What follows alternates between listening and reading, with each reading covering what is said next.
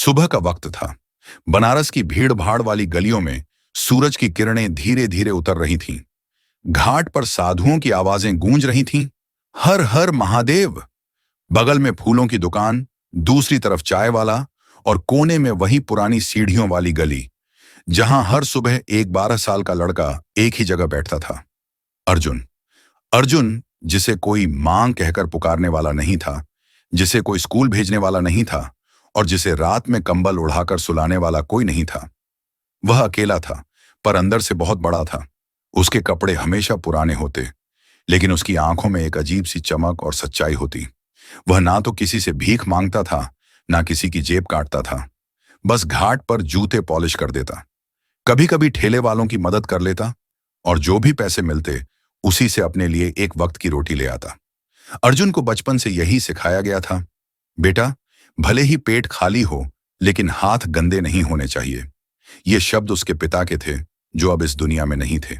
मां तो बहुत पहले कहीं खो गई थी। एक दिन घर से निकली और फिर कभी नहीं लौटी। अब अर्जुन की पूरी दुनिया थी, बनारस की गलियां, घाट की भीड़ और ऊपर का आसमान। एक दिन की बात है। अर्जुन घाट की सीढ़ियों पर बैठा अपने पुराने ब्रश से जूते चमका रहा था। तभी एक भारी भरकम आदमी, नीली शर्ट और महंगे जूते पहने हुए, सामने से तेजी से निकला। अर्जुन को कुछ अजीब सा लगा। जैसे ही उस आदमी ने ऑटो पकड़ा और आगे बढ़ा, कुछ गिरा, एक चमड़े का बटुआ। अर्जुन दौड़कर उसके पास गया, बटुआ उठाया और बिना सोचे समझे उस ऑटो के पीछे भागने लगा। घाट की सीढ़ियां, लोगों की भीड़, लेकिन अर्जुन ने हार नहीं मानी। भागता रहा जब तक ऑटो एक सिग्नल पर रुका। साहब, आपका बटुआ गिर गया था, उसने हाँफते हुए कहा। वह आदमी चौंका, पीछे मुड़कर देखा, हाथ में उसका वही बटुआ। आदमी ने झटपट बटुआ लिया और कहा, तुम्हें पता है इसमें क्या था? अर्जुन ने मासूमियत से सिर हिलाया। नहीं साहब, देखा नहीं, बस गिरा था तो दौड़ पड़ा। आदमी ने बटुआ खोला। अंदर करीब 5,000 रुपये कैश, कुछ मेडिकल रिपोर्ट्स और एक कीमती कार्ड था। आदमी की आंखें भर आईं। वह एक नामी डॉक्टर था, डॉक्टर समीर त्रिपाठी। शहर में लोगों के बीच उसकी बड़ी इज्जत थी, लेकिन इस तरह की ईमानदारी उसे पहली बार मिली थी। बेटा, नाम क्या है तुम्हारा? अर्जुन। घर पर कौन कौन है? कोई नहीं साहब, अकेला हूं। समीर ने आगे कुछ नहीं कहा। उसने अर्जुन का हाथ पकड़ा और कहा, चलेगा मेरे साथ, एक बार बस खाना खा लेना, फिर जैसा तुम चाहो, कोई जबरदस्ती नहीं है। अर्जुन थोड़ा झिझका, लेकिन समीर के चेहरे पर जो सच्चाई और स्नेह था, वह उसे मना नहीं कर पाया। अर्जुन के लिए यह सब नया था। समीर की कार में बैठते ही उसने खिड़की के बाहर झांका। भीड़, गलियां, मंदिर की घंटियां, सब धीरे धीरे पीछे छूट रहे थे। उसे समझ नहीं आ रहा था कि यह सफर कहां ले जाएगा, लेकिन समीर के चेहरे पर जो अपनापन था, वह किसी डर से ज्यादा भरोसेमंद लग रहा था। कुछ ही देर में कार एक बड़े बंगले के सामने रुकी। अर्जुन की आंखें खुली की खुली रह गईं। ऊंची दीवारें, चमकती लाइटें और अंदर एक खूबसूरत गार्डन। समीर मुस्कुराते हुए बोले, घबराओ नहीं अर्जुन, यह तुम्हारा भी घर है, अगर तुम चाहो तो। अर्जुन कुछ नहीं बोला। उसके कदम धीरे धीरे फर्श पर पड़े। उसने कभी सोचा भी नहीं था कि वह किसी ऐसे घर में कदम रखेगा जहां फर्श पर दरी नहीं, कालीन बिछी हो। डाइनिंग टेबल पर जब उसे खाना परोसा गया, गरम गरम रोटियां, सब्जी, चावल और मीठा, तो अर्जुन की आंखें नम हो गईं। साहब, मैं आधा खाना पैक करवा सकता हूं? समीर चौंक कर बोले। क्यों बेटा, भूख नहीं है? अर्जुन ने सिर झुकाते हुए कहा, आदत है साहब, पहले खा लेता था, बाद में भूख लगती थी तो खुद को समझा लेता था कि नहीं, खाना बचा है। समीर के लिए यह एक वाक्य नहीं था, यह एक ऐसी कहानी थी जो उसकी रईस जिंदगी में कभी नहीं लिखी गई थी। उसे एहसास हुआ कि यह बच्चा सिर्फ भूख से नहीं, प्यार की कमी से टूटा है। उन्होंने सारा खाना परोस कर कहा, आज के बाद तुम्हें कुछ भी छुपाकर रखने की जरूरत नहीं है अर्जुन, जो मेरा है अब वह तुम्हारा भी है। उस रात अर्जुन को एक बिस्तर मिला, मुलायम चादर, सिरहाना और छत, लेकिन वह लेटते ही सो नहीं पाया। उसकी आंखों में हर पल उसकी मां की छवि थी। वह कहां चली गई थी? क्या वह अब भी जिंदा थी? क्या कभी वह उसे फिर मिलेगी?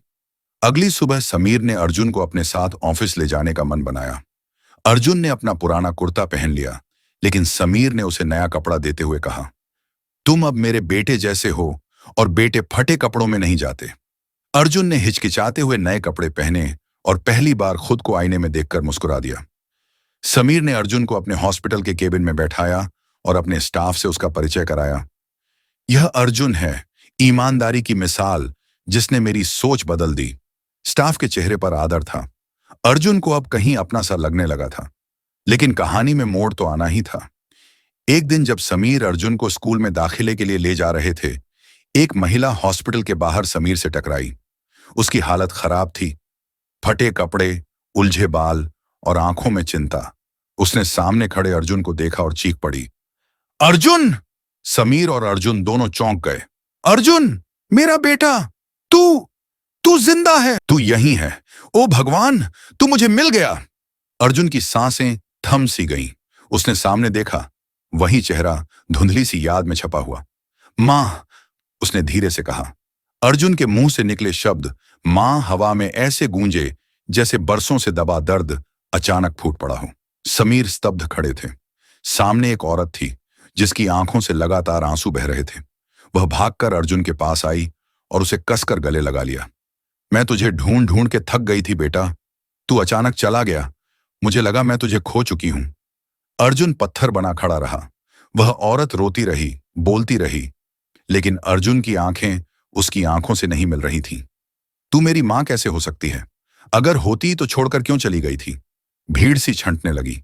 समीर ने महिला को एक किनारे ले जाकर पानी दिया, फिर धीरे से पूछा, आपका नाम? रीमा। रीमा यादव। मैं वाराणसी में रहती थी। गरीबी, घरेलू हिंसा और बीमारी, सब कुछ एक साथ आया। एक दिन घर से दवाई लेने निकली, तब अर्जुन सो रहा था और जब लौटी तो वह नहीं था। मैं पागल हो गई थी, ढूंढा हर जगह, पर कोई पता नहीं चला। रीमा अब भी हाँफ रही थी। समीर ने अर्जुन की ओर देखा। उसके चेहरे पर गुस्सा, उलझन और दर्द सब था, लेकिन सबसे ऊपर था डर। डर दोबारा खो जाने का। तुमने इतने साल क्यों नहीं ढूंढा? मैं ढूंढती रही बेटा, सच कहती हूं। फिर शहर छोड़कर गांव चली गई। सोचा शायद किस्मत ने तुझसे छीन लिया है। अब समीर ने अर्जुन के पास जाकर धीरे से कहा, बेटा, मैं जानता हूं यह बहुत मुश्किल घड़ी है, पर यह तुम्हारा फैसला है। क्या तुम अपनी मां को फिर से अपनाना चाहते हो? अर्जुन की आंखें भर आईं। मैं उन्हें माफ कर सकता हूं, लेकिन अभी मेरे दिल में आपका भी एक हिस्सा है। आपने मुझे छत दी, खाना दिया, स्कूल भेजा और सबसे बढ़कर बाप जैसा साथ दिया। अब मैं किसी एक को नहीं खो सकता। समीर मुस्कुराए। उन्होंने रीमा की ओर देखा और बोले, शायद हम दोनों मिलकर अर्जुन की परवरिश कर सकते हैं, क्योंकि मां की ममता और पिता की जिम्मेदारी साथ हो तो बच्चा कभी अकेला नहीं होता। रीमा ने हाथ जोड़ ली। डॉक्टर साहब, आप फरिश्ता हैं। मैंने कभी सोचा नहीं था कि मेरे बेटे को आप जैसा इंसान मिलेगा।